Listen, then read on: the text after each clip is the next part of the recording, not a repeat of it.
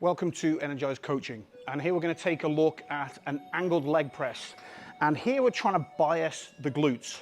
Now it's important to mention that you can't isolate the glutes and the quads will work in synergy here, but we can make a couple of setup adjustments to try and favour glute stimulus. Okay, so first one being the back pad. So we want to bring this up as much as we can.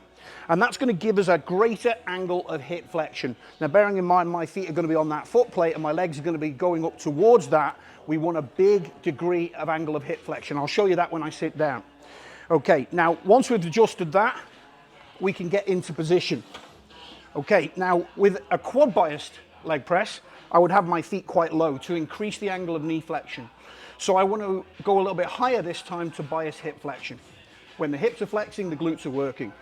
Okay, now I've seen people go ridiculously high and wide on this. There's no reason to do that whatsoever. I would take it a little bit wider than you would do with a normal quad bias leg press, and obviously a little bit higher. Okay, the higher up we place the feet, again, the greater degree of hip flexion. So from there, we're going to push that plate up. We're going to move the supports out. Now I've got the weight. And I'm going to be bringing the knees up towards the shoulders here. And again, the knees need to stay in line with the angle of the feet. So from there, I'm keeping the heels down on the plate. And I'm driving with the heels this time, not the overall toe and heel. Okay, so down as deep as we can go. Again, great degree of hip flexion here. And then a heel drive back up. Now, I'm not locking the knees out at the top. So here's how a few reps will look.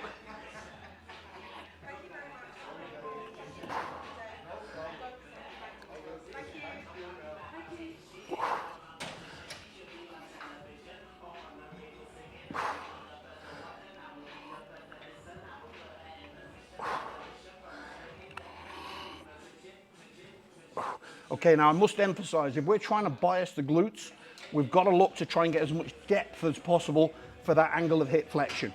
And again, when we're in that base, deep part of the movement, we're driving with the heels to stimulate the back of the legs and light up the glutes.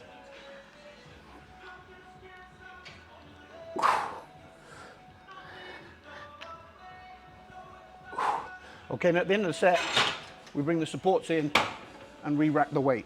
Okay, so that is a glute biased angled leg press.